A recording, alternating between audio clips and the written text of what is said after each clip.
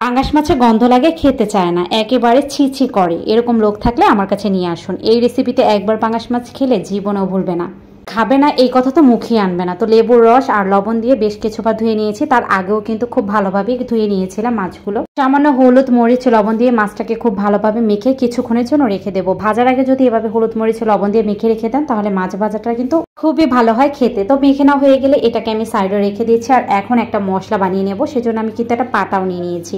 আর আজকের মশলাটা আমি পাটায় বেটে নেবো, তবে আপনারা চাইলে কিন্তু ব্লেন্ডারও ব্লেন্ড করতে পারবেন। সামান্য একটু আদা নিয়েছি, কয়েক কোয়া রসুন নিয়েছি, পেঁয়াজ কুচি নিয়েছি, ধনিয়া নিয়েছি আস্ত, আর আস্ত নিয়েছি জিরা। আর এখন খুব ভালোভাবে মিহি করে বেটে নেব, খুব ভালোভাবে মিহি করে বেটে নেব। আর আপনাদের কাছে কেমন লাগে এরকম ছোট পাটাতে বাটতে? আমার কাছে কিন্তু বেশ ভালো লাগে, খুব এনজয় করি যখন আমি এই পাটাটা দিয়ে বাটাবাটি করি।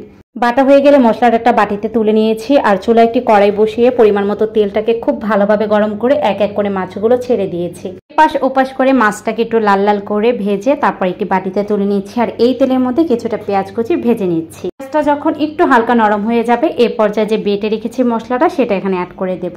আর সেই বাটা মশলাটাকে বেশ কিছুক্ষণ সময় ধরে ভেজে নেব, তাহলে কাঁচা মশলার বাজে স্মেলটা দূর হয়ে যাবে। তো কিছুক্ষণ ভেজে নিয়েছি। আর ভেজে না হয়ে গেলে তারপর সামান্য পানি অ্যাড করে দিয়েছি মশলাটাকে কষিয়ে নেওয়ার জন্য। তো এখানে মশলার মধ্যে আমি দিয়ে দিচ্ছি হলুদের গুঁড়া 1 চা চামচ, আর 1.5 চা চামচ দিয়ে দিচ্ছি মরিচের গুঁড়া। ঝালটা যেহেতু বরাবরই আমার খুব পছন্দ সেজন্য কিন্তু ঝালের পরিমাণ তরকারিতে একটু বেশিই দিই। স্বাদ মতো লবণও দিয়ে দিলাম। আর মশলাটাকে খুব ভালোভাবে কষিয়ে নেব। আর আমি যেটা করি মশলা কষানোর সময় চুলার আঁচটাকে কমিয়ে দিই, এতে করে আস্তে আস্তে মশলাটা খুব ভালোভাবে কষানো হয়ে যায়। যখন উপরে তেলটা ভেসে উঠবে এ পর্যায়ে বুঝে নেবেন মশলাটা খুব ভালোভাবে কষিয়ে নেওয়া হয়ে গেছে। এখন পানি দিয়ে দিচ্ছি। আর পানিটা আমি এখানে গরম পানি অ্যাড করে দিচ্ছি, তবে আপনারা চাইলে ঠান্ডা পানিও অ্যাড করতে পারবেন। যেহেতু আমি গরম পানি আগে থেকে করে রেখেছিলাম সেজন্য এখানে অ্যাড করে দিচ্ছি। তো পানিটা একটু বেশি পরিমাণেই দিচ্ছি, যেহেতু এখানে আমি একটা জিনিস অ্যাড করব, সেটা শাক। মাছ ভুনার সাথে একটু শাক অ্যাড করা হলে সেটা যদি হয় পুঁই শাক, সেটা কিন্তু আমার কাছে বেশ ভালো লাগে। যেদিন ঘরে পুঁই শাক আনা হয় ভাজির জন্য কিছুটা রেখে আর কিছুটা মাছের সাথে দেওয়ার জন্য পুঁই শাকটা রেখে দিই।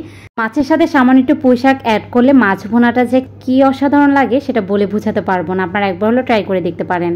পুঁই শাকটা দেওয়ার পর 2 থেকে 1 মিনিট ঢেকে দেবো, তাহলে কিন্তু শাকটা একেবারে সফট হয়ে যাবে, নরম হয়ে যাবে। তো 2-1 মিনিট ঢেকে দেওয়ার পর এখন কিন্তু আবার মাছও অ্যাড করে দিচ্ছি।